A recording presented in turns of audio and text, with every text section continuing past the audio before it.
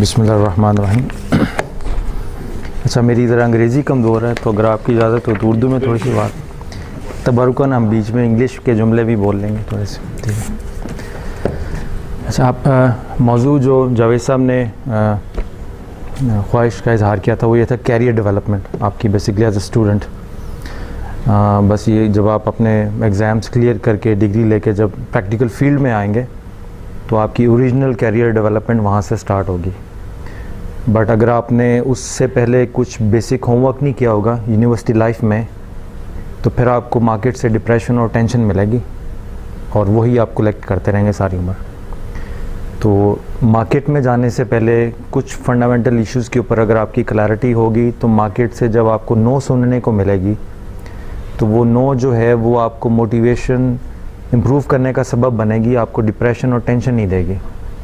اس لیے جب ہم اپنے زمانہ طالب علمی میں تھے تو بدقسمتی سے کہہ لیجئے کہ بعض ایشوز ایسے تھے پریکٹیکل لائف کے جس پہ ہمیں رہنمائی نہیں ملی اپنے اساتذہ سے. شاید اس کی مین ریزن یہ بھی تھی کہ ہمارے جو اساتذہ تھے وہ ایک ٹیکنیکل فیلڈ میں ہمیں ایکسپرٹ بنانا چاہ رہے تھے جس میں وہ کامیاب بھی ہوئے. جب آپ پریکٹیکل فیلڈ میں آتے ہیں تو ٹیکنیکل نالج سے سکسیس نہیں ملتے آپ کو. سکسیس کے لیے کچھ اور ایبیلٹیز آپ کو چاہیے ہوتی ہیں جو مارکیٹ میں دھکے کھا کھا کے پھر انسان کو سمجھ آتی ہے کہ اگر میں یہ اسکول میں سیکھ گیا ہوتا تو شاید میرا اتنا وقت ضائع نہ ہوتا. مگر مارکیٹ میں یا یوں کہہ لیجئے کہ جب آپ یونیورسٹی سے نکلتے ہیں اور مارکیٹ فیلڈ میں جا کے جب دھکے کھاتے ہیں تو دھکے کھانے کا ایک اپنا فائدہ ہوتا ہے بشرطیہ آپ کا مینٹل ویژن اور مینٹل کلیئرٹی ہو کچھ ایک کانسیپٹس کے اوپر. جب آپ کی مینٹل کلیئرٹی ہوگی تو یہ جتنی بھی تکلیف آپ کو مارکیٹ میں ملے گی یہ آپ کی مینٹل کلیئرٹی کو امپروو بھی کرے گی اور آپ کے اندر کی شخصیت کو مضبوط بھی کرے گی. تو اگر انٹرنل کلیئرٹی نہ ہو بعض ایشوز کے اوپر تو باہر کا موسم اندر کے آدمی پر اثر انداز ہوتا ہے، اور اگر اندر کا آدمی مضبوط ہو تو باہر موسم جیسا بھی ہو اس کو فرق نہیں پڑتا. تو اس پوائنٹ آف ویو سے میں سوچ رہا تھا کہ کیریئر ڈیولپمنٹ میں کون سے ایسے ایشوز ہیں جو آپ کی خدمت میں پیش کروں. تو ایک آپشن یہ تھا کہ جو ہمارے ہاں ٹپیکل چلتا ہے کٹ اینڈ پیسٹ، انگریزی کی کوئی اچھی سی کتاب اٹھاؤں اس میں سے کچھ پوائنٹس کٹ اینڈ پیسٹ کر کے اچھی سی پاور پوائنٹ سلائڈ بنا کے اس میں سے کچھ ایفیکٹس ڈال کے تو آپ کو امپریس کرنے کی کوشش کروں. مگر اس کا نتیجہ کیا ہوگا بعد میں وہ آپ کو بھی پتہ ہے مجھے بھی پتہ ہے. اس میں ہو سکتا ہے ابھی تو آپ مجھے دعا دیں بٹ ہو سکتا ہے جب فیوچر میں آپ دیکھیں گے کہ اس کے پریکٹیکل فائدے نہیں ہیں تو وہ دعا ہو سکتا ہے کسی اور چیز میں بدل جائے. اور دوسرا آپشن یہ تھا میرے پاس کہ جو کمپیریٹیو ریلیجن سے میں نے سیکھا ہے، جو پریکٹیکل اپلیکیشن اس کی اور پھر جو ہیومن ریسورس مینجمنٹ میں نے سیکھا ہے وہ پریکٹیکل چیزیں جو آپ کو کتابوں میں نہیں ملیں گی. ہم اگر مل جل کے آج گفتگو کر رہے ہیں تو اگر ہم نے کتابی باتیں کرنی ہیں تو پھر میرے خیال میں یہ ایک رسمی کارروائی ہو جائے گی. آپ کے ہو سکتا ہے تھیسس کی ریکوائرمنٹ ہو یہ سیمینار، مگر اس کا آپ کو پریکٹیکل فائدہ نہیں ہوگا. تو ہم یہ کریں گے کہ ہم وہ ان ایشوز کے اوپر بات کریں گے جو کتابوں میں نہیں ملیں گے آپ کو ڈیفینیٹلی. اور جب میں آگے آپ کو وہ ایشوز لے کے چلوں گا تو آپ کو خود ہی اندازہ ہو جائے گا کہ وہ کون سی کتاب میں اویلیبل ہیں کون سی کتاب میں اویلیبل نہیں ہیں. مگر ڈیفینیٹلی وہ آپ کی کورس کی بکس میں اویلیبل نہیں ہیں، اور اگر ہیں بھی بدقسمتی سے تو وہ انگریزی زبان میں لکھی ہوئی ہیں جو ان لوگوں نے اپنے معاشرے اور اپنے حالات اور واقعات کو مد نظر رکھ کر لکھی ہیں. وہ کسی مسلمان کے نہیں لکھی گئی یا اسلامی معاشرے کے لیے نہیں لکھی گئی. ان کی اپنی ریکوائرمنٹ ہے تو انہوں نے اپنے معاشرے کی ریکوائرمنٹ کو پورا کیا ہے، انہوں نے ہمارے معاشرے کی ریکوائرمنٹ کو پورا نہیں کیا. تو بہت سارے پوائنٹس تھے ذہن میں کہ میں کہاں سے آپ کو لے کے چلوں. تو میرے خیال میں سب سے امپورٹنٹ ایشو جو نمبر 1 ہے جہاں سے آپ بسم اللہ کر سکتے ہیں کہ اگر آپ نے پریکٹیکلی زندگی میں کامیاب ہونا ہے اور زندگی میں سروائیو کرنا ہے تو آپ کو اپنا بلیف سسٹم اسٹڈی کرنا ہوگا. اب بلیف سسٹم سے مراد کیا ہے کہ آپ کے بے شمار عقیدے ہیں. ایک آپ کا مذہبی عقیدہ ہے، ایک آپ کا معاشی عقیدہ ہے، ایک آپ کا سوشل عقیدہ ہے، ایک آپ کا مینیجریل عقیدہ ہے، ایک آپ کا ہیومن ریسورسز کا عقیدہ ہے. مگر سارے معاملات میں جو میں نے چیز چنی ہے وہ میں نے سوچا ہے کہ آپ کے مذہبی عقیدے پہ بات کی جائے کیونکہ میری جتنی آبزرویشن ہے, اپلیکیشن ہے, آپ کا مذہب کسی نہ کسی حوالے سے آپ کے فیصلوں پر اثر انداز ہوتا ہے. خواہ آپ مسجد میں امامت کے فرائض سر انجام دے رہے ہوں یا دفتر میں بیٹھ کے as an H R manager decision making کر رہا ہوں, آپ مذہب سے جان نہیں چھڑا سکتے. آپ جتنا بھی لبرل سیکولر ہونے کا ڈنڈورا پیٹیں گے, آپ کے فیصلوں سے پتہ چل جائے گا کہ آپ کے فیصلے کے پیچھے آپ کی کون سی مذہبی سوچ شامل ہے. تو اس کا میں آپ کو تھوڑا سا ایک ہنٹ دے دیتا ہوں. مثال کے طور پہ آپ جب بیٹھیں اپنے آپ سے گفتگو کرنے کے لیے جب آپ بیٹھیں تو نمبر 1 سوال, پہلا کویسچن جس کے اوپر آپ کو کلیئرٹی ہونی چاہیے کہ آپ کی ذاتی طور پر نظریاتی اور اعتقادی پہچان کیا ہے. یہ ایک سوال ہے, آپ کی اپنی ذاتی نظریاتی اور اعتقادی پہچان کیا ہے. اب اس کا مطلب کیا میں آپ کو سمجھا دیتا ہوں. آپ کا جو اپنا ذاتی ایک نظریاتی پہچان ہے, اس کی بنیاد کیا ہے؟ مسلک پہ ہے یا دین پہ؟ آپ جب سوچتے ہیں تو دیوبندی ہو کے سوچتے ہیں یا بریلوی ہو کے؟ آپ جب سوچتے ہیں اور ڈیسیجنز کرتے ہیں مختلف لوگوں کے متعلق, کسی کو لیبل لگانا ہے کہ یہ اچھا آدمی ہے یا برا آدمی ہے, یا سوسائٹی کے متعلق انالیسس کرنا ہے کہ ہماری سوسائٹی کہاں جا رہی ہے, تو آپ جس کرائٹیریا کی بیسس کے اوپر سوچتے ہیں وہ کرائٹیریا مسلک بیسڈ ہے یا دین بیسڈ ہے. آپ وہابی بن کے سوچتے ہیں یا شیعہ بن کے سوچتے ہیں؟ یہ اکثر لوگ کہتے ہیں کہ جی ہم مسلمان ہیں. جو کہتے ہیں ہم مسلمان ہیں وہ سب سے زیادہ جھوٹ بولتے ہیں, جو میری پریکٹیکل اپلیکیشن ہے. مسلک ہونا بری بات نہیں ہے. کوئی احمد رضا خان صاحب بریلوی کو فالو کرتا ہے تو بریلوی کہلاتا ہے. کوئی مولانا اشرف علی تھانوی کی انٹرپریٹیشن آف اسلام کو لے کے چلتا ہے تو دیوبندی کہلاتا ہے. کوئی مسلک سعودی عرب امام ابن تیمیہ اور یا مولانا ثناء اللہ امرتسری, یہ جو مسلک اہل حدیث کے نمائندے ہیں, اگر ان میں سے کسی کو اڈاپٹ کر کے زندگی کو آگے لے کے چلتا ہے تو اس کو وہابی کہہ دیتے ہیں. یہ جو ٹائٹلز ہیں دیوبندی, وہابی, بریلوی, یہ طنزیہ ٹائٹل ہیں, یہ ذہن میں رکھیے گا. یہ اکیڈمک ٹرمز نہیں ہیں, یہ طنزیہ ہیں. یعنی جو اعلیٰ حضرت کو ماننے والے ہیں وہ چونکہ بریلوی کے رہنے والے تھے تو طنزاً ان کو کہتے ہیں بریلوی ہیں, اور انہوں نے طنزاً دوسرے مخالفین کو کہا کہ وہ چونکہ دارالعلوم دیوبند کے پیروکار تھے تو انہوں نے کہا یہ دیوبندی ہیں. تو یہ طنزیہ ٹرمز ہیں جس کے سہارے ہم اپنی ساری زندگی گزارنے کی کوشش کرتے ہیں. تو جب آپ کی نظریاتی اور اعتقادی پہچان ان ٹرمز کے سہارے ہوگی تو آپ جتنے یہ مسلک چھوٹے ہیں اتنی ہی آپ کی چھوٹی ذات ہو جائے گی. تو اس کا بہترین نعم البدل یہ ہونا چاہیے کہ آپ بحیثیت مسلمان کے سوچیں.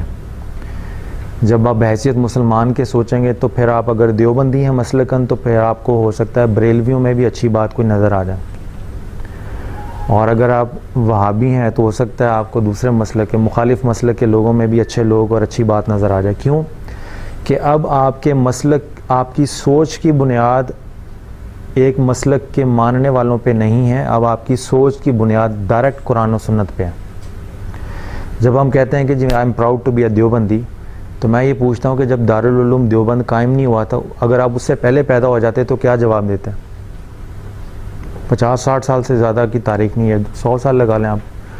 جو لوگ کہتے ہیں کہ جی I am proud to be a Barelvi, تو میں ان سے کہتا ہوں کہ اگر اعلیٰ حضرت احمد رضا خان صاحب بریلوی رحمۃ اللہ علیہ اگر پیدا نہ ہوئے ہوتے تو پھر آپ کی پہچان کیا ہوتی؟ تو آپ اپنی سوچ کے لیے پہچان وہ اڈاپٹ کریں جو 1400 سال سے چلتی آ رہی ہے. ٹھیک ہے نا. جب آپ اور دوسری دلچسپ بات یہ ہے کہ دیوبندی آپ برصغیر پاک و ہند میں ہیں, اگر عالم عرب میں جائیں گے تو کیا کہیں گے؟ وہاں تو جانتا ہے کوئی نہیں دیوبند کو, انلیس کہ وہ انہوں نے کچھ پڑھا ہو سنا ہو. اگر آپ امریکہ میں جا کے کہیں گے ہم بریلوی, تو انہوں نے کبھی نام ہی نہیں سنا, اعلیٰ حضرت سے ہی واقف نہیں ہے اکثر امریکن مسلمس, کیونکہ وہاں پہ زیادہ فنڈڈ اسلام جو ہے وہ سعودی عرب کا سپورٹڈ ہے. تو وہاں عبد الوہاب نجدی کا محمد بن عبد الوہاب کا اگر آپ سنیں گے, نجدی کا لفظ بھی بعض کا طنزیہ بولا جاتا ہے. ٹھیک ہے نا. تو آپ اندازہ کریں جن ٹرمز کے سہارے ہم برصغیر پاک و ہند میں رہتے ہیں یا اپنی پہچان بنا کر اپنے اوپر حاوی کر کے اس سوچ کی بنیاد پر اپنی زندگی کو چلاتے ہیں, تو آپ اندازہ کیجئے ہم 1400 سال کی جو پہچان ہے اس کو سائڈ پہ رکھ کے جو 50 سال پرانی پہچان ہے، جو 100 سال پرانی پہچان ہے، جو 150 سال پرانی پہچان، ہم نے ان کو زیادہ عزیز کیا ہوا ہے. تو یہ پہچان خراب کب ہوتی ہے؟ جب آپ اس مسلک کی پہچان کو 1400 سالہ پہچان کے اوپر حاوی کرنے کی کوشش کرتے ہیں. یہ خلاف سنت بھی ہے، خلاف اسلام بھی ہے، خلاف فطرت بھی ہے. اگر آپ چاہتے ہیں آپ کے مسلک کی عزت ہو تو کیا کریں گے؟ مسلک کی عزت کرنے کا یا کروانے کا بہترین طریقہ یہ ہے کہ مسلک کو اس پہچان کے تابع رکھیں جو 1400 سال سے ہماری چلتی آ رہی ہے، قرآن و سنت کی.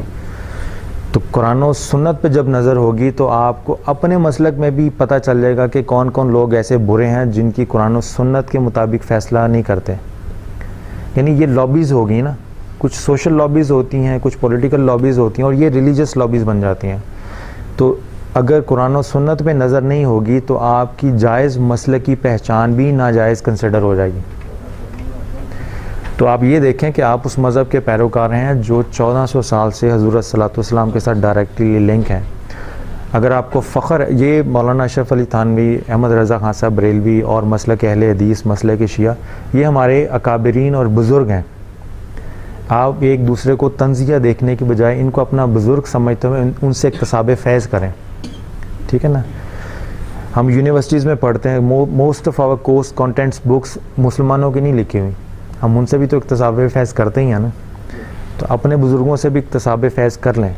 کسی سے اکتساب فیض کرنے کے لیے ضروری نہیں ہے کہ آپ اس کے عقیدے سے بھی متفق ہوں. بالکل اسی طرح جس طرح آپ ہیومن ریسورس مینجمنٹ کی بکس پڑھتے ہیں نان مسلمس کی لکھی ہوئی، تو آپ ان سے اکتساب فیض کر رہے ہیں اس ایک ٹیکنیکل فیلڈ میں، مگر آپ اس کے عقیدے سے تو نہیں متفق.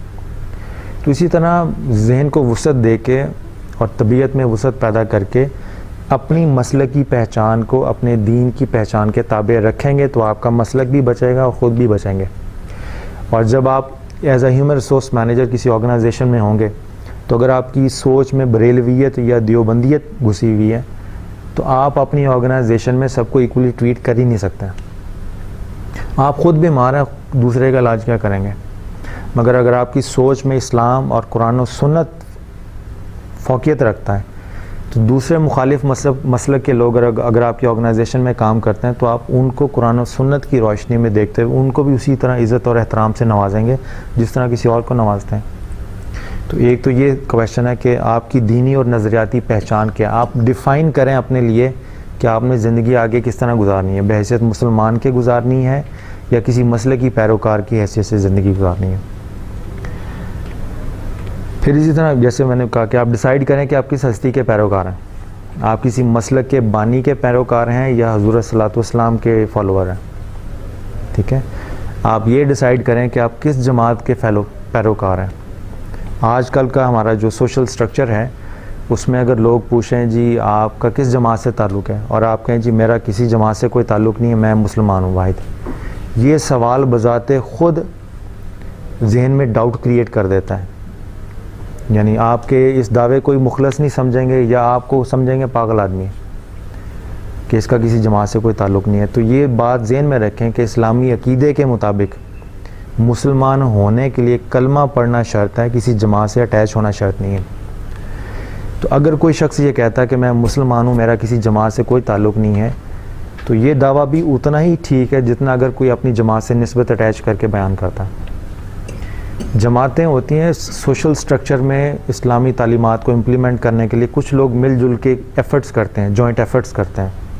اگر کچھ لوگ اس جوائنٹ ایفرٹس سے متفق نہیں ہیں، وہ کوئی اپنی دوسری جوائنٹ ایفرٹ بنا لیتے ہیں، تو یہ انسانی کاوشیں ہیں. کوئی بھی کاوش ایسی نہیں ہو سکتی یا کوئی گروپ ایسا نہیں ہو سکتا. سب سے بڑی جماعت اسلام کی جماعت ہے. ٹھیک ہے نا؟ جب آپ اس کے رکن بن گئے تو پھر اپنی مسلمانی کو ثابت کرنے کے لیے کسی چھوٹی جماعت کا رکن بننا ضروری نہیں ہے. ٹھیک ہے؟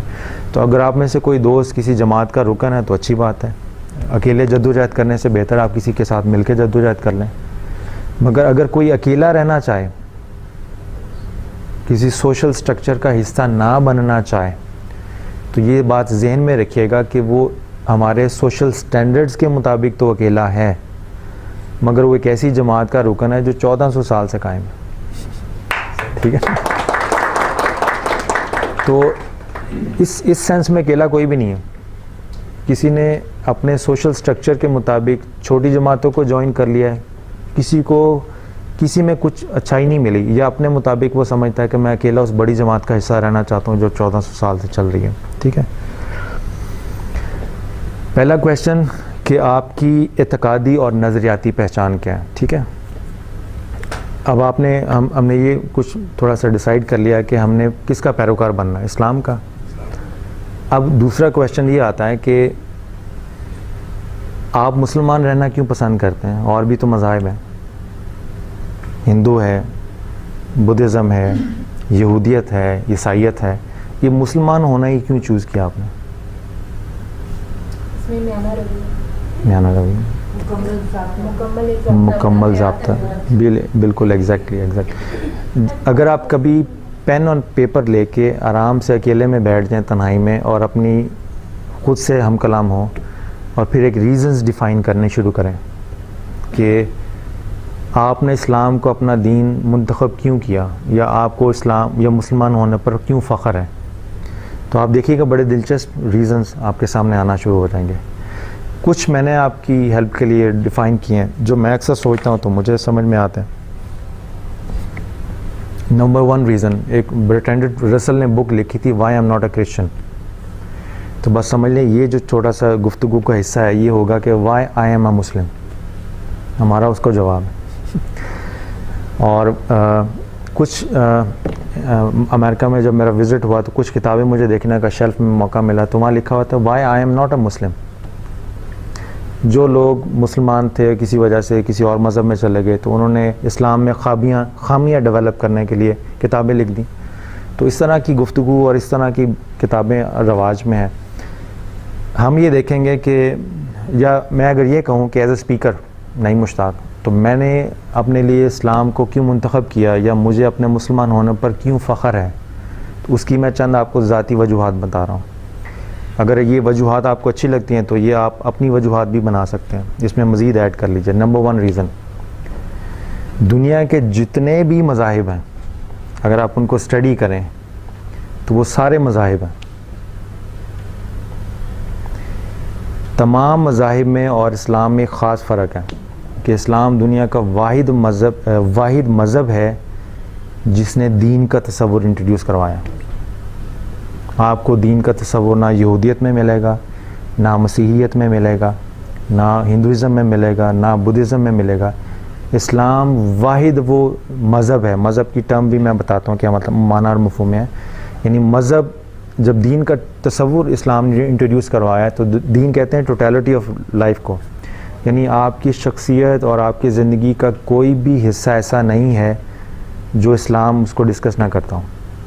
تو مذہب کہاں گیا, مذہب کہاں پہ فٹ ہوتا ہے کہ آپ کی شخصیت اور آپ کے معمولات زندگی کا وہ حصہ جو آپ کے اور خدا کے درمیان تعلقات کو ڈسکس کرتا ہے, اس کو مذہب کہتے ہیں. جو معاملات آپ کے اور دنیا کے درمیان ہیں, آپ کے اور دوسرے لوگوں کے درمیان ہیں, وہ حقوق العباد کا حصہ ہوتے ہیں. تو دین میں اگر صرف حقوق العباد رکھ لیں گے تو وہ بھی دین نہیں ہوتا. دین, مذہب, حقوق اللہ اور حقوق العباد کو ملائیں گے تو یہ ٹوٹیلٹی آف ریلیجن, یہ دین بنتا ہے. اگر آپ اولڈ ٹیسٹمنٹ پڑھیں, عہد نامہ قدیم جو یہودیوں کی مذہبی کتاب ہے, تو اس میں آپ کو ساری فقہ ملے گی, روحانیت نہیں ہوگی اس میں زیادہ. یعنی آپ کا خدا کے ساتھ کیسا رابطہ ہونا چاہیے اس پہ بڑی کم ڈیٹیل ہے. اور وہ فقہ اتنی فوکس تھی کہ حضرت عیسیٰ علیہ السلام جب تشریف لائے تو پھر ان کو فقہ سے نکال کے خدا کی قربت میں لانے کے لیے حضرت عیسیٰ علیہ السلام نے اپنی ساری تعلیمات پہ زور دیا. تو جو اگر نیو ٹیسٹمنٹ پڑھیں جو عیسائیوں کی مذہبی کتاب ہے, تو اس میں سارے کا سارا تعلق جو ہے خدا اور بندے کے درمیان ہے. یعنی شریعت موسوی میں تھا کہ آنکھ کے بدلے آنکھ, اور شریعت عیسوی میں یہ ہوا کہ جو کوئی تمہارے داہنے گال پر تھپڑ مارے بائنا کا گال بھی اس کے آگے کر دو. یعنی اس حد تک محبت, عجز و انکساری. اور اب یہ دو چیزیں تھیں, ایک طرف حقوق اللہ میں فوکس اتنا ہے کہ حقوق العباد بالکل مائنورٹی بن کے رہ گئے تعلیمات میں, اور دوسری طرف اس کا اپوزٹ تھا. تو جب اسلام آیا تو اسلام نے کہا کہ آنکھ کے بدلے آنکھ, یہ بھی اپنی شریعت میں رکھا, اور معاف کر دینے کی تعلیم, یہ بھی اپنی شریعت میں رکھی. تو اسلام نے دونوں کو جمع کر دیا. تو اب دنیا کا واحد مذہب ہے, مذہب اس سینس میں کہہ رہا ہوں جنرل ٹرمز کے اندر, کہ جس نے آ کے دین کا کانسیپٹ انٹروڈیوس کروایا. اور سیکنڈلی دنیا کا واحد مذہب ہے اسلام. اب مذہب کی جو ٹرم میں یوز کر رہا ہوں یہ جنرل سینس میں سمجھانے کے لیے, ورنہ دین کا ہم کہتے ہیں کہ دنیا کا واحد دین ہے یا مذہب ہے جس نے انسان کامل کا کانسیپٹ انٹروڈیوس کروایا. انسان کامل کا کانسیپٹ آپ کو باقی کتابوں میں بھی کسی حد تک تھوڑا سا ٹچ کر کے مل جائے گا, بٹ وٹ آئی مین کہ کانسیپٹ انٹروڈیوس کروانا ایک چیز ہے, اس کی پریکٹیکل اپلیکیشن کر کے دکھا دینا اور بات. تو اسوہ حسنہ کی شکل میں انسان کامل کا ہر پہلو جو انسان سوچ سکتا ہے وہ آپ کو سیرت النبی صلی اللہ علیہ وسلم میں ملے گا. باقی آپ سارے مذاہب کے بانیوں کی کتابیں پڑھ لیں, آپ کو ان کے حالات زندگی پورے نہیں ملیں گے, ان سے اسوہ نکالنا تو بڑی مشکل کی بات ہے. ٹھیک ہے. نمبر 3, میں تھوڑا سا اسپیڈ سے چلوں گا تاکہ ٹائم ہمارا پاس تھوڑا ہے. نمبر 3, تیسرا ریزن جو میں نے اپنے لیے مسلمان ہونے کے لیے ایکسیپٹ کیا, جس پہ مجھے فخر ہے اپنے مسلمان ہونے پہ, وہ یہ ہے کہ دنیا میں واحد مذہب ہے یا دین ہے اسلام جس کی الہامی کتاب آج کی دن بھی محفوظ ہے. یعنی اب یہ میں جملے تو بول رہا ہوں مگر ایک جملہ ایک کمپلیٹ لیکچر کو ڈیمانڈ کرتا ہے, اس کی ایکسپلینیشن, اس کا مطلب کیا ہے. یعنی اگر آپ توپ کاپی میوزیم میں جائیں, ترکی مجھے جانے کا اتفاق ہوا, تو حضرت عثمان غنی رضی اللہ تعالیٰ عنہ کا قرآن پاک وہ آج بھی وہیں محفوظ ہے. دنیا کے کسی حصے میں چلے جائیں, قرآن پاک میں سارے نسخے ایک ہی جیسے ہیں. ٹھیک ہے. اور اس سے پہلے جو ہمارے مسیحی بھائیوں کی الہامی کتاب ہے بائبل مقدس, اگر آپ دیکھیں تو کیتھولک ورژن ڈیفرنٹ ہے, پروٹیسٹنٹ ورژن ڈیفرنٹ ہے. یعنی کئی کتابوں کا اختلاف ہے, اور کئی کتابوں کے اختلاف کے ساتھ ساتھ ترجمے کی نوعیت پہ بھی اختلاف ہے. تو دنیا میں یہ انٹلیکچولی بھی سپیکنگ یہ معجزہ ہے کہ دنیا کے جس حصے میں بھی آپ چلے جائیں آپ کو قرآن پاک کی ایک ہی کاپی ملے گی. اس کے باوجود کہ مسلمانوں میں بے انتہا سیاسی اختلاف بھی ہے, ریلیجس انٹرپریٹیشن پہ بھی اختلاف ہے, مگر متن ایک ہے. تو یہ متن کا ایک ہونا پوری کائنات میں یہ معجزے سے کم نہیں ہے. ٹھیک ہے. اور چوتھا ریزن جو اسی سے ریلیٹڈ ہے مگر انتہائی دلچسپ ہے, اور وہ یہ ہے کہ اسلام دنیا کا واحد دین ہے جس میں عقیدے کی بنیاد قرآن پاک کے متن پر ہے, اس کے ترجمے پہ نہیں ہے. اس کا مطلب یہ ہے اگر آپ مارکیٹ میں چلے جائیں, اپنے کسی مسیحی دوست سے کہیں کہ میں آپ کی الہامی کتاب پڑھنا چاہ رہا ہوں, تو وہ آپ کو اردو میں ترجمہ دے گا. اگر یہی کویشچن آپ کسی یورپین کنٹری میں جائیں تو آپ کو انگلش ٹرانسلیشن دے دیں گے. دنیا کی ہر زبان میں بائبل کا ترجمہ موجود ہے. مگر the question is this کہ کیا بائبل جو حضرت عیسیٰ علیہ السلام کے حوالے سے وہ پیش کرتے ہیں یا حضرت موسیٰ علیہ السلام کی اولڈ ٹیسٹمنٹ, کیا وہ اردو میں نازل ہوئی تھی؟ نہیں ہوئی تھی. اگر میں اپنے کسی مسیحی بھائی سے اختلاف کرتا ہوں تو اختلاف جب میں ان کی کتاب اردو میں پڑھ رہا ہوں تو میرے اختلاف کی بنیاد کیا ہوگی؟ وہ اردو ترجمہ جو میں پڑھ رہا ہوں. اور وہ جب مجھے سمجھانے کی کوشش کرے گا تو کس سے کرے گا؟ اسی اردو ترجمے سے. حالانکہ حضرت عیسیٰ علیہ السلام پہ اردو نازل نہیں ہوئی تھی. بہت زیادہ انٹلیکچوئل ڈسکشن میں انوالو ہو جائیں گے تو انگریزی ٹرانسلیشنز لے آئیں گے. ٹھیک ہے نا, کوئی عربی ٹرانسلیشن لے آئے گا, کوئی فارسی ٹرانسلیشنز لے آئے گا, اوریجنل نہیں ہے ان کے پاس. اس زبان میں وہ کتاب نہیں ہے جس زبان میں وہ کلام ان انبیاء علیہ السلام پہ نازل ہوا. تو پوری عالم عیسائیت اور عالم یہودیت ان کا عقیدے کی بنیاد ان کے ترجمہ ہے, اصل متن ان کے پاس نہیں ہے.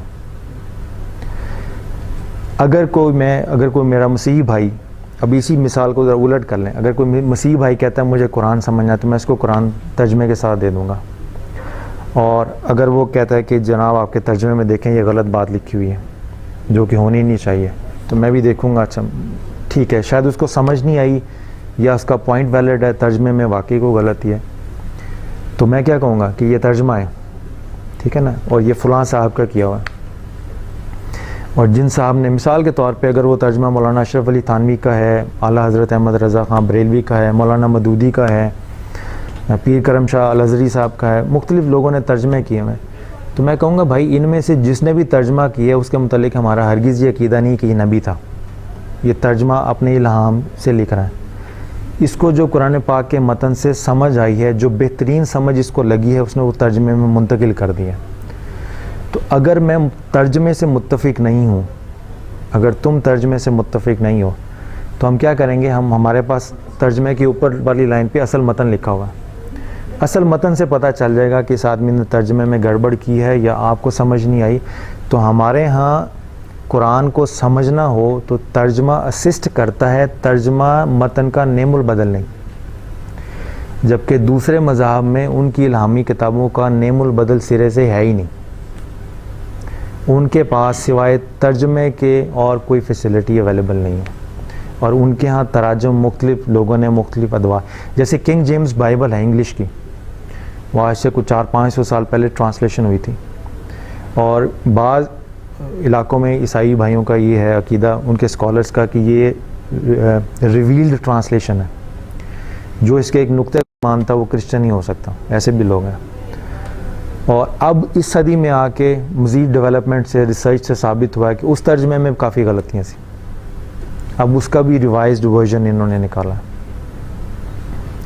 تو ان کے ہاں جیسے ترجمہ بدل گیا تو عقیدے کی نوعیت بدل گئی، تو ان کے ہاں عقیدہ ہمیشہ ارتقا پذیر ہی، ہمارے ہاں عقیدہ 1400 سال پہلے ڈیفائن ہو گیا تھا۔ اب مجھے اپنے مسلمان ہونے پر فخر اس لیے ہے کہ مجھے پتہ ہے کہ میرے عقیدہ جو آج میرا ہے یہ قیامت تک یہی ہوگا، ایسا نہیں ہوگا کہ اگلے 50 سال میں کوئی نئی ریسرچ آئی اور پتہ چلا قرآن پاک کی جو متن کی وہ فلاں آیت ہے جس پہ میرے عقیدے کی بنیاد ہے، وہ سرے سے قرآن پاک کا حصہ ہی نہیں۔ یعنی ایسے تراجم بھی ہوئے ہیں بائبل کے کہ جو پچھلے چند 50-60 سال پہلے کے جو ٹرانسلیشنز آئے ہیں مارکیٹ میں، اس میں کچھ عبارتیں تھیں، لیٹسٹ ریسرچ میں جو مزید ترجمے آئے ہیں ان میں اسکالرز نے یہ ڈسکور کیا کہ ترجمے میں جو وہ عبارتیں تھیں وہ اصل میں نہیں تھیں، وہ کسی نے تحریف کر کے ڈال دی، تو نئے ٹرانسلیشن میں وہ غائب ہوں گی۔ تو جو نئے ٹرانسلیشن میں غائب ہوں گی تو جن لوگوں نے اپنے کسی عقیدے کی بنیاد ان آیات پہ رکھی تھیں جو آج کے متن میں نہیں ہے، وہ تو گئے ہاتھ سے، ان کا عقیدے کی بنیاد تو گئی ان کے ہاتھ سے۔ تو مجھے اپنے مسلمان ہونے پر فخر اس لیے ہے کہ مجھے اپنی سمجھ پہ تو شک ہو سکتا ہے، مگر مجھے یہ پتہ ہے کہ جو متن میرے ہاتھ میں ہے 1400 سال سے یہی ٹرانسفر ہوتا ہے، اور اب قیامت تک یہی رہے گا۔ اگر 1400 سال میں نہیں بدلا تو پھر قیامت تک بھی نہیں بدلے گا۔ تو کم از کم مجھے یہ تسلی ہے کہ اگر میرے اور میرے بھائی کے درمیان قرآن پاک کے متن کے کسی پہلو پر اختلاف ہو جائے تو ہمارے پاس اصل متن تو ہے جس سے ہم سمجھنے کی کوشش کر سکتے ہیں۔ اور دوسرا پہلو متن کے حوالے سے، دنیا کا کوئی مذہب ایسا نہیں ہے اگر بائبل کے کسی آیت کے اوپر آپ کا اور میرا اختلاف ہو جائے، لیٹ سے آپ اور میں دونوں کرسچن ہیں، ہم دونوں بائبل کو پڑھتے ہیں، آپ کا میرا اختلاف ہو گیا، تو آپ کا اور میرا جو اختلاف ہے اس کو سولو کرنے کے لیے کیا کریں گے؟ کسی تیسرے آدمی کو لے کے آئیں گے جو ہماری بات کو سمجھتا ہو، مگر وہ بھی تو ہمارے ادھر نہیں ہے نا۔ مگر اس کے برعکس اب میں آپ کو اسلام کی بتاتا ہوں خوبی، کہ آپ اور میرے درمیان قرآن پاک کی کسی آیت کے مفہوم پر اختلاف ہو جائے تو کیا کریں گے؟ جی قرآن پاک کو پڑھیں گے نا، مگر سارا قرآن پاک پڑھ لیا، اس آیت کا معنی اور مفہوم سمجھ میں نہیں آیا، علماء اویلیبل، مگر کسی عالم پہ وحی تو نہیں نازل ہوئی، کسی تفسیر، کسی مفسر نے کوئی تفسیر، کوئی ایک بتائیں تفسیر 1400 سال میں جو الہام سے لکھی ہو، نہیں ہے۔ تو اسلام میں یہ نعمت اللہ تعالیٰ نے محفوظ رکھی ہے جو کسی اور مذہب میں نہیں ہے، کہ اگر قرآن پاک کے متن پر کبھی کوئی اختلاف ہو جائے تو حضور صلی اللہ علیہ وسلم نے جو آپ کو فہم ٹرانسفر کیا ہے وہ احادیث اور سنت کی روشنی میں آپ تک پہنچا ہوا ہے، تو جب قرآن پہ اختلاف ہو جائے گا تو حدیث اس کو سالو کرتے۔ اب اگر کرسچن میں دو کانفلکٹ پیدا ہو جائے کسی آیت کا تو حضرت عیسیٰ علیہ السلام تو نہیں آئیں گے ایکسپلین کرنے کے لیے، مگر یہ ہے کہ جب ہم قرآن پاک کی آیت پڑھتے ہیں کہ اس قرآن کو اللہ نے نازل کیا اور وہی اس کی حفاظت کرنے والے ہیں، تو لفظ حفاظت میں حدیث اور سنت بھی شامل ہے. یعنی قرآن میں اللہ تعالیٰ نے اس کے نہ صرف متن کی حفاظت کا ذمہ لیا ہے بلکہ اس کے معنی اور مفہوم کو بھی قیامت تک محفوظ کر دیا کہ امت کبھی بھی انٹلیکچول کنفیوژن کا شکار ہو تو وہ حدیث اور سنت کی طرف رہنمائی لے کر متن کے معنی اور مفہوم کو ڈیفائن کر سکتی ہے. جس طرح خاتم النبیین ہے، تو خاتم کا معنی ایک بالکل کلیئر ہے کہ اب مہر لگی، کوئی قیامت تک نہیں آئے گا. مگر اگر آپ قادیانیوں کا جو طریقہ واردات ہے اگر آپ ان کو دیکھیں تو ٹیکنیکلی اور گرامیٹیکلی وہ چیزیں نکال کے خاتم کے لفظ کو اس طرح سے ڈیفائن کرنے کی کوشش کرتے ہیں کہ ابھی نبوت کا دروازہ کھلا ہے. تو اب ہو گیا نا اختلاف ایک لفظ پہ. عربی ہے، جو باتیں اور جو چیزیں وہ بیان کرتے ہیں وہ بھی ٹھیک ہو سکتی ہیں، ہوتی بھی ہیں بعض اوقات. اب میں پریشان ہو گیا کہ میں ان کی انٹرپریٹیشن کو مانوں یا ان علماء کرام کی انٹرپریٹیشن کو مانوں جو کہہ رہے ہیں کہ نبوت کا دروازہ بند ہو گیا. ٹھیک ہے نا؟ تو میرے لیے آسان طریقہ کیا ہوگا کہ میں اس ہستی سے پوچھ لوں جس پہ وہ لفظ نازل ہوا ہے، اور انہوں نے اپنی حدیث میں بیان فرمایا کہ قیامت تک اب کوئی نبی نہیں ہوگا. خاتم کے لفظ کو جب حضور نے خود ڈیفائن کر دیا تو پھر آپ کو گرامیٹیکل پرابلمز میں پڑھنے کی ضرورت کیا؟ جب معنی اور مفہوم ادھر سے ڈیفائنڈ ہو گیا تو پھر آپ کو نئے معنی اور مفہوم ڈیفائن کرنے کی ضرورت نہیں ہے. تو جب بھی تحریف قرآن کا دروازہ کھلا ہے وہ ہمیشہ ڈیفینڈ ہوا ہے قرآن و سنت سے. قرآن و سنت نے تحریف قرآن کے دروازے بند کیے ہیں. ٹھیک ہے. اور پانچویں چیز، اسلام دنیا کا واحد دین ہے جس میں کوئی مقدس جماعت یا کوئی ولی اللہ ایسا نہیں ہے جو آپ کے اور خدا کے درمیان تعلقات میں واسطے اور وسیلے کا سبب بنے. میں خود بذات خود بریلوی مسلک کا ہوں، تو ہمارے مسلک میں تو ویسے ہی علماء کرام اور ولی اور یہ وہ ساری چیزیں چلتی ہیں. بٹ میں وہ بات کہہ رہا ہوں جو صوفیاء نے بیان کی ہیں، جو بزرگوں نے ولی اللہ نے بیان کیا ہے. ولی کا کام، صوفی کا کام آپ کی لرننگ سکلز کو پالش کرنا ہوتا ہے تاکہ آپ اللہ کی ذات سے کنیکٹیوٹی میں اور تیز ہو جائیں. بس اس نے اللہ تعالیٰ کی معاذ اللہ استغفر اللہ یعنی اس نظام کو ریپلیس نہیں کرنا ہوتا. ولی آپ کو اسسٹ کرتا ہے جس طرح ٹیچر آپ کو اسسٹ کرتا ہے یونیورسٹی میں تاکہ آپ اچھے امتحانات میں پاس ہو جائیں. تو وہ صرف ایک لرننگ اسسٹنس کے طور پہ ہوتا ہے، اسپریچول اسسٹنس ہوتی ہے، گائیڈ ہوتا ہے تاکہ اگر آپ وہ دیکھیں کہ کہیں آپ سلو ہیں، کہیں آپ کی سڈن اسپریچول اسکل کو اسسٹنس کی ضرورت ہے، پالش کی ضرورت ہے، تو وہ آپ کی ہیلپ کرتا ہے. بٹ اسلام واحد مذہب ہے دنیا کا، ریلیجن ہے، دین ہے جس میں آپ کو خدا سے کنیکٹ ہونے کے لیے کسی جماعت سے یا کسی ولی سے وربل اپروول کی ضرورت نہیں ہے. آپ گھر بیٹھے قرآن کو سمجھ سکتے ہیں. آپ کو سمجھنے کے لیے کسی ایکسٹرنل باڈی کی یا کسی ایکسٹرنل اتھارٹی کی اپروول کی ضرورت نہیں ہے. وہ اگر آپ چاہیں تو مفسرین کی شرائط ہیں. اگر آپ چاہتے ہیں کہ آپ کی جو لرننگ سکلز ہیں قرآن پاک کو سمجھنے کی وہ بہتر ہو جائیں تو اس کا ایک میتھڈ ڈیفائن کیا ہوا ہے. مفسرین کی شرائط کیا ہے؟ تو آپ جی نہیں نہیں وہ اس میں تھوڑا سا کنفیوژن ہے، میں سمجھ گیا. اس میں سورہ آل عمران میں بھی ہے کہ اے ایمان والو اگر تم گناہ کر بیٹھو تو حضور صلی اللہ علیہ وسلم کی بارگاہ میں ہمارے ہاں نبوت اور رسالت کا تصور باقی مذاہب سے تھوڑا ڈیفرنٹ ہے. ہمارے ہاں نبوت اور رسالت محض وہ ایک کہہ لیں آپ اسسٹنٹ کے حوالے سے نہیں ہے. ہمارے ہاں جو نبی اور رسول کا درجہ ہے وہ بہت بلند مقام کا ہے، اس کی اپنی اہمیت ہے، یعنی نسبت کا ایک کانسیپٹ ہوتا ہے. اور سورہ بقرہ میں بھی ہے کہ ایمان والو اللہ تعالیٰ کی طرف وسیلہ تلاش کرو. تو یہ سارے کانسیپٹس اپنی جگہ ہے. میں نے یہ جو جملہ بولا تھا وہ خاص پس منظر میں بولا تھا جس طرح کرسچینٹی میں ہے، کیتھولک میں ہے، پوپ ہے. پوپ کے پاس یہ اتھارٹی ہوتی ہے کہ وہ حرام کو حلال اور حلال کو حرام کر دیں. تو اس سینس میں میں کہہ رہا ہوں کہ جو چیزیں حضور صلی اللہ علیہ وسلم نے ڈیفائن کر دی ہیں ان ڈیفینیشنز میں ایک ڈیفینیشن یہی ہے کہ حضور صلی اللہ علیہ وسلم نے آ کے فرمایا کہ انسان اور اللہ تعالیٰ کے درمیان کسی کی بشر کی جرت نہیں ہے کہ وہ اس کے درمیان ایک اس طرح وسیلہ بنے کہ بشر کی مرضی پہ ڈیپینڈ کرے کہ دوسرا بشر کب اللہ تعالیٰ سے مل سکتا ہے اور کب نہیں مل سکتا. تو اللہ تعالیٰ کے ساتھ کنیکٹیوٹی، اللہ تعالیٰ کے ساتھ رابطہ یہ ساری چیزیں حضور صلی اللہ علیہ وسلم نے آ کے بیان فرمائی ہیں کہ ہر انسان کی شارک سے بھی زیادہ قریب ہے اللہ تعالیٰ کی ذات. تو رسول کی ذات ہے, نبی کی شان, جو نبی کی ذات ہے وہ ان تعلقات کو مضبوط کرنے کے لیے نیچے اترتی ہے. یعنی جیسے ہمارے ہاں توحید کا عقیدہ ہے, تو توحید کا عقیدہ یہودیت میں بھی ہے, عیسائیت میں بھی ہے اور کئی مذاہب میں بھی ہے, مگر ہمارا جو عقیدہ توحید ہے ہم اس کو اس طرح منفرد سمجھتے ہیں کہ وہ حضور صلی اللہ علیہ وسلم کی زبان سے جب تک بیان نہیں ہوگا وہ عقیدہ توحید نہیں بنتا.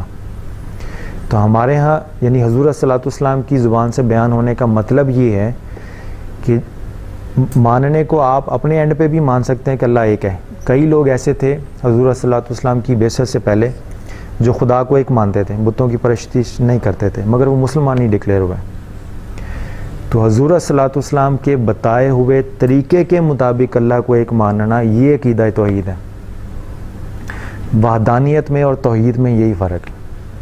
ٹھیک ہے, یہ تھوڑا سا کلیئر ہو گیا اس میں. اور چھٹی چیز ہے کہ دنیا کا واحد مذہب ہے جس میں بانی مذہب کے اقوالات, اعمال, سنت ساری محفوظ ہیں. دنیا کا واحد مذہب ہے اسلام جس میں یہ ساری چیزیں آپ کو ملیں گی.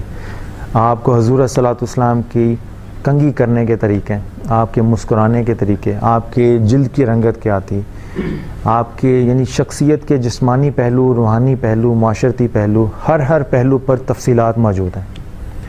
اگر آپ کو اتفاق ہو تو بخاری شریف کی پہلی جلد اٹھا لیں اور آپ کو اس میں دیکھیں گے کتنی کیٹاگرائزیشن کے ساتھ, ڈیٹیل کے ساتھ سارے پہلوؤں پر حضور صلی اللہ علیہ وسلم کی ڈسکشن ہے. اور سید سلیمان ندوی کی کتاب ہے خطبات مدراس, اس میں آپ کو ڈیٹیل میں یہ ساری چیزیں مل جائیں گی.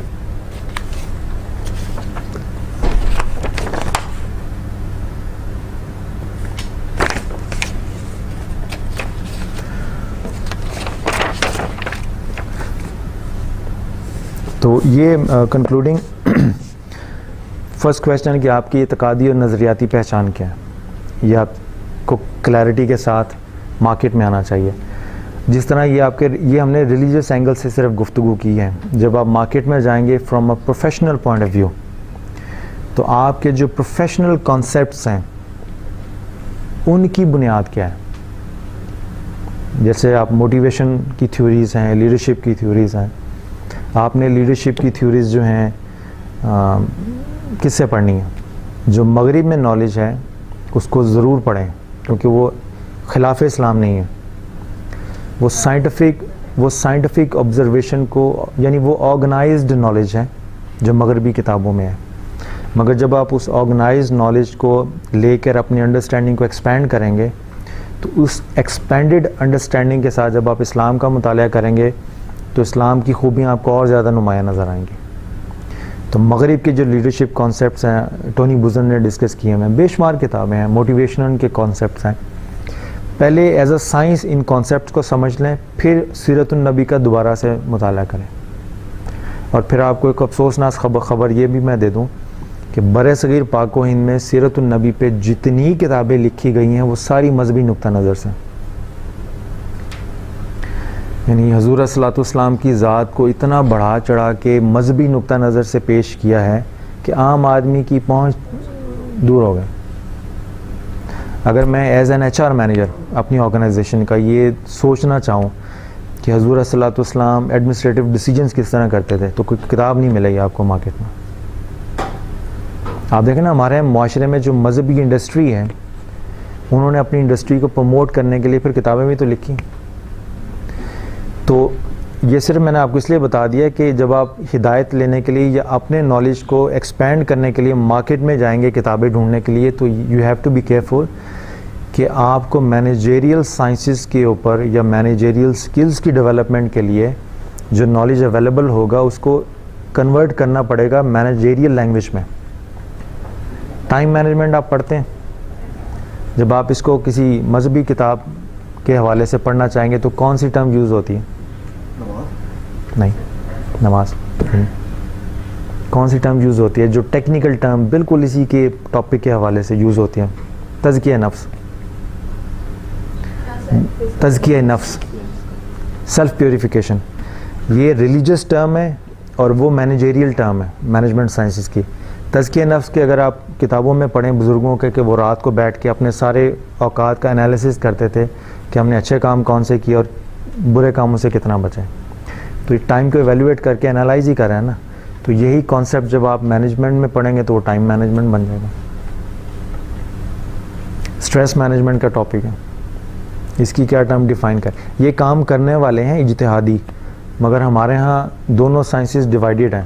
آپ نے مولوی بننا ہے تو ریلیجیس سائنسز پکڑ لیں, اگر آپ نے پروفیشنل بننا ہے تو آپ مینیجریل سائنسز پکڑ لیں. مگر جب ان کو کمبائن کر لیں گے تو آپ ایک اچھے مسلم مینیجر بن سکتے ہیں. ابھی جو کچھ ہو رہا ہے یا تو آپ مولوی اچھے بن سکتے ہیں, اور اگر آپ نے اچھا مینیجر بننا ہے پھر آپ کو ہو سکتا ہے مائنڈ سیٹ اور تھاٹ پیٹرن ٹوٹلی چینج کرنا پڑے. تو جب دونوں سائنسز کو ملائیں گے آپ, تو آپ ایز اے اچھے مینیجر رہتے ہوئے بھی اپنے ریلیجن کو انجوائے کر سکتے ہیں.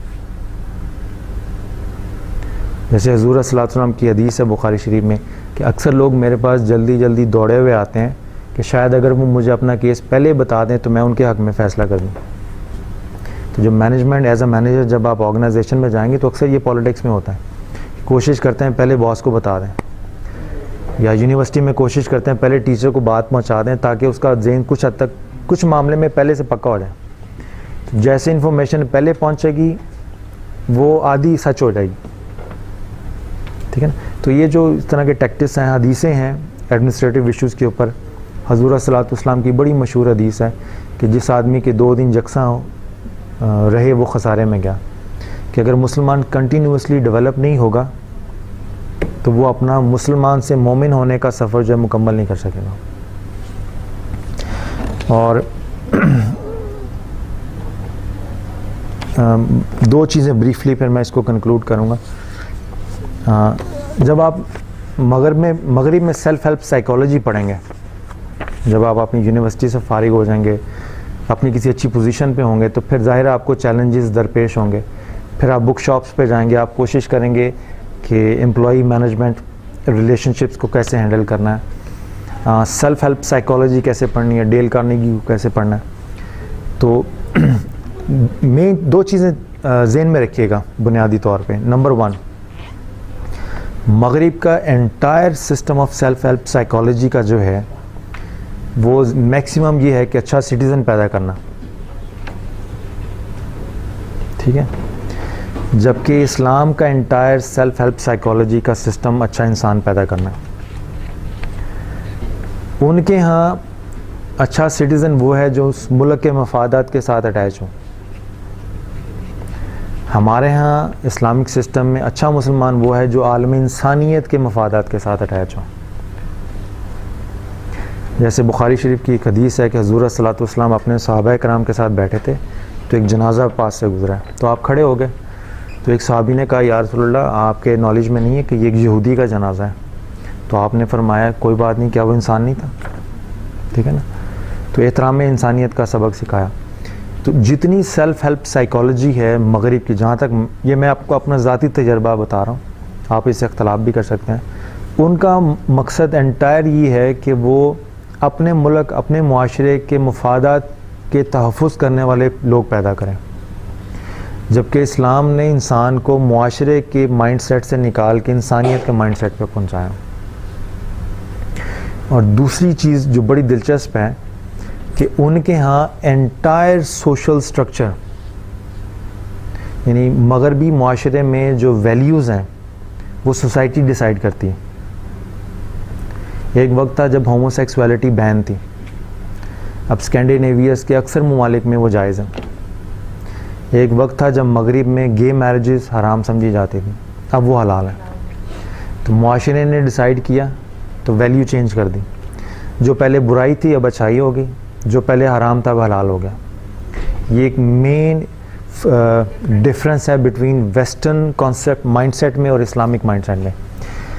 ویسٹ میں values are based on society, جبکہ اسلام میں societies are based on value. کوئی بھی سوسائٹی مل کے حرام کو حلال نہیں ڈکلیئر کر سکتی. سوسائٹی میں جب بھی کوئی کنفیوژن کوئی کانفلکٹ کریٹ ہوگا تو وہ قرآن و سنت کی طرف رجوع کریں گے. مغرب کے پاس بھی یہ آپشن تھا, مگر کیوں نہیں انہوں نے اڈاپٹ کیا؟ اس لیے کہ ان کے مذہب میں اتنی وسعت ہی نہیں ہے کہ وہ سوشل سٹرکچر کے یا سوشل پرابلمز کو حل کر سکیں. ان کا اسٹرکچر سنڈے کے سرمنز تک بند ہے بس.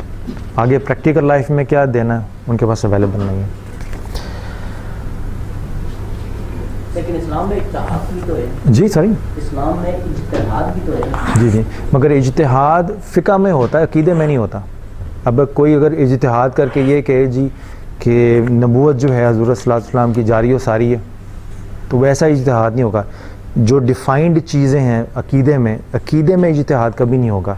جیسے عقیدہ توحید ہے, تو کچھ لوگ اجتہاد کر کے یہ کہیں جی اب عقیدہ توحید کی بجائے ہم 2 خدا مانیں گے, یہ ہمارا نیا اجتہاد ہے. تو جو عقیدے میں اجتہاد نہیں ہوتا, احکامات میں ہوتا ہے اجتہاد. اور اجتہاد بھی احکامات میں حلال کو حرام یا حرام کو حلال میں بدلنے میں نہیں ہوتا. اجتہاد کا سکوپ صرف یہ ہوتا ہے کہ معاشرے میں معاشرے کی بدلتے ہوئے حالات کے مطابق فقہ کو کیسے امپلیمنٹ کرنا ہے. امپلیمنٹیشن میتھڈ ہوتا ہے اجتہاد بس. یعنی آپ اور میں دونوں مل کے, مثال میں گھر میں دیکھ لیجئے آپ لوگ کہ مختلف طبیعتوں کے مالک لوگ ہوتے ہیں. طبیعتوں کو مد نظر رکھتے ہوئے کس کو کتنی ڈوز دینی ہے, یعنی بیماری کو مد نظر رکھتے ہوئے اگر ڈاکٹر ڈیسائیڈ کر لے کہ میں نے اس مریض کو بخار ہے تو اس کی چونکہ بخار کی کیفیت تیز ہے تو اس کو ذرا زیادہ ڈوز دینی ہے, دوسرے کا بخار ہے اس کی ذرا شدت کم ہے اور اس کی وجہ کوئی اور ہے تو اس کو اور ڈوز دینی ہے. تو ڈاکٹر اجتہاد کر رہا ہے بیماری کے مطابق, ڈوز چینج نہیں کر رہا, کس کو کتنی دینی ہے اور کس طرح دینی ہے اس میں ڈیسائیڈ کر رہا ہے. میڈیسن بھی. تو اجتہاد عقیدہ بدلنے کا نام نہیں ہوتا, اس لیے 1400 سال سے عقیدہ وہی چلا آ رہا ہے. حالات اور واقعات کے مطابق کس عقیدے کو معاشرے پر, یعنی احکامات کی بات کر رہا ہوں, شرعی معاملات کے احکامات میں کس حکم کو کس سچویشن پر کیسے اپلائی کرنا ہے, یہ اجتہاد ہوتا ہے. تو آخر میں آپ کو ایک بڑی اچھی آیت دیتا ہوں جو میں نے پڑھی, مجھے آج تک انجوائے کرتا آیا ہوں کہ میں اکثر سوچتا ہوں کہ میں مسلمان ہو گیا, اسلام قبول کر لیا, اب اور کیا ہے سیکھنے کو. تو یہ سورہ انفال کی آیت ہے, آیت نمبر 29 ہے, ٹھیک ہے, یہ لکھ لیجیے گا, آپ کو زندگی میں کام آئے گی. کہ اے ایمان والو, اللہ سے ڈرو گے تو وہ تمہیں فرقان دے گا جس سے حق اور باطل کو جدا کر لو گے, اور تمہاری برائیاں اتار دے گا اور تمہیں بخش دے گا, اور اللہ بڑے فضل والا ہے. یہ جب میں نے انالیسس کیا تھا, اپنے نوٹس بنائے تھے مینجمنٹ سائنسز کے, جب میں اپنے طور پہ قرآن پاک کو اسٹڈی کرتا تھا, تو یہ آیت مجھے کلک کی اور یہ مجھے اچھی لگی. تو جو مجھے اس آیت سے سمجھ میں آیا وہ یہ تھا کہ اللہ کا خوف اگر ذہن میں ہو, یعنی دھیان اگر اللہ تعالیٰ کی طرف ہو, تو اللہ آپ کو کچھ ایڈیشنل سکلز, کچھ ایڈیشنل گفٹس ایسے دے گا جس سے آپ زندگی کے مختلف مرحلوں میں ٹف ڈیسیجن کرتے وقت راہ راست پر قائم رہیں گے. ٹھیک ہے, مگر اس کے لیے خوف خدا شرط ہے. تو اگر آپ زندگی میں, اگر میں اسی آیت کی بیس پہ بات کروں تو ایجوکیشن کو کیسے ڈیفائن کریں گے؟ ایجوکیشن کیا چیز ہے آپ کے لیے؟ آپ سنسیئر ہوں. آپ اگر اس یعنی سیمینار میں آپ اپنی ڈگریز وغیرہ لیں گے, کورس کمپلیٹ کریں گے, تو ایجوکیشن کے لیے آئے ہیں نا آپ. تو کیا چیز ہے جو ڈگری کے ساتھ لے کے جائیں گے؟ ڈگری تو ریکگنیشن ہے کہ آپ نے اٹینڈنس یہاں پہ کی, آپ نے یہاں پڑھا, بس. ایجوکیشن کیا ہوگی؟ Knowledge. Knowledge is not education. Manners, practical, یعنی اس کے مختلف پہلو ہیں سوچنے کے. آپ ہر پہلو پہ سوچیے گا. جو چیز میں بتا رہا ہوں آپ اس پہ بھی غور و خوض کیجیے گا. ہو سکتا ہے آپ میں سے اکثر لوگ اس بات کو اڈاپٹ کر لیں جو میں. Education is the ability to make right decisions.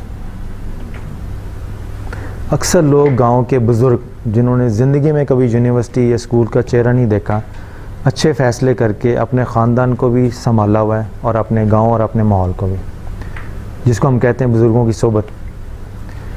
تو وہ اچھے فیصلے انہوں نے زندگی کے تجربوں سے پک کیے ہیں. یعنی جب آپ بزرگوں کی صحبت میں بیٹھیں گے تو یونیورسٹی کالجز میں آپ کو کنسیپچول کلیئرٹی ملتی ہے, مگر اس کنسیپچول کلیئرٹی کو ایکچولی اپلائی کیسے کرنا ہے سوسائٹی میں, وہ آپ کو صحبت سے ملے گی. تو صحبت میں آپ صرف یہ دیکھیں گے کہ ہمارے بزرگ مختلف سچویشنز پر اجتہاد کر کے ہمارے وہی تھیوریٹیکل نالج کو پریکٹیکلی اپلائی کیسے کرتے ہیں. تو اگر آپ اتنا پڑھ لکھ کے بھی اچھے فیصلے نہ کریں تو آپ کو لوگ ایجوکیٹڈ سمجھیں گے, پھر آپ کو لوگ سرٹیفائڈ ایڈیٹ سمجھیں گے. ہمارے یہاں یہ ورائٹی بھی بہت ہے.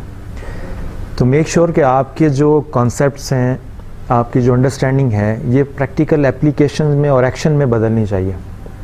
جب آپ اپنے اساتذہ سے کلاس میں ڈسکشن کر رہے ہوں تو you have to make sure کہ آپ تھیوری کے ساتھ ساتھ اس کی پریکٹیکل اپلیکیشن کو بھی اسٹڈی کرنے کی کوشش کریں. کیونکہ مارکیٹ میں جب آپ ہی میں سے کوئی اگر دوست میرے پاس آیا انٹرویو کے لیے جاب کمپلیٹ کر کے, بڑے اچھے مارکس سے میں نے اس کو ہائر کر لیا, مگر مجھے 2-3 مہینے کے اندر پتہ چل گیا کہ بے شک اس کی کانسیپچول کلیئرٹی بڑی اچھی ہے, مگر جو آپریشنز مینجمنٹ ہے, آپریشن مینجمنٹ اپلیکیشن کا نام ہوتا ہے. میں آپ کو کنسلٹنٹ تو ہائر کر لوں گا اچھے مشورے دینے کے لیے, مگر ہو سکتا ہے ایک اچھا کنسلٹنٹ ایک اچھا مینیجر نہ ہو, اور اکثر کنسلٹنٹ ایسے ہی.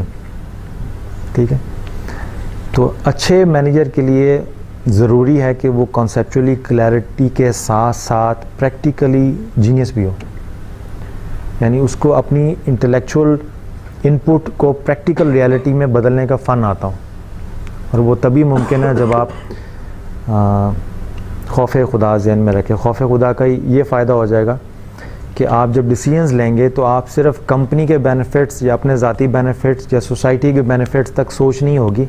آپ کو یہ بھی پتہ ہے کہ اگر آپ غلط ڈیسیژن کر کے آج اگر یہاں بچ گئے ہیں آفس پالیٹکس کے مائنڈ سیٹ سے, تو آپ کو کل اس کا جواب اوپر بھی دینا پڑے گا.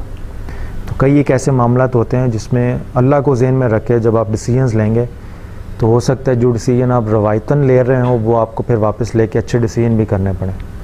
تو ایک ہائر یعنی اکثر ڈیسیژن غلط اس لیے بھی ہو جاتے ہیں جو پکڑے نہیں جاتے کہ آپ کے باس کے نالج میں نہیں ہوتے. آپ نے پولیٹیکلی اپنے آپریشنز کو اس طرح سے کنٹرول کیا ہوا ہوتا ہے کہ باس تک کوئی انفارمیشن نہیں پہنچتی.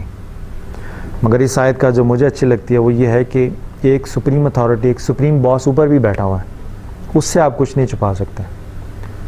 تو اگر اس کو ذہن میں رکھ کے ڈیسیژن کریں گے تو پھر ہو سکتا ہے اکثر ہم میں سے دوستوں کو آفس پالیٹکس کی ضرورت نہیں آئے گی. یعنی وہ کہتے ہیں نا کہ بچوں کو ٹرکس آف دی ٹریڈ سکھانے کی بجائے اگر ہم صرف ٹریڈ سکھا دیں تو ٹرکس سکھانے کی ضرورت نہیں پڑے گی. تو ہم میں سے اکثر بزنس مین ایسے ہیں جو ٹرکس سکھاتے ہیں, بچوں کو ٹریڈ نہیں سکھاتے. اس لیے بہتر اچھا مینیجر وہ ہوگا جو مینجمنٹ سائنس کو پڑھے گا as a application point of view سے, وہ آفس پالیٹکس نہیں پڑھے گا نہ اس میں جائے گا. ٹھیک ہے, تو یہ جنرل سی ایک چند ایک یوں کہہ لیں کہ بے ربط سی باتیں ہیں. اس میں آپ کے لیے یہ نہیں.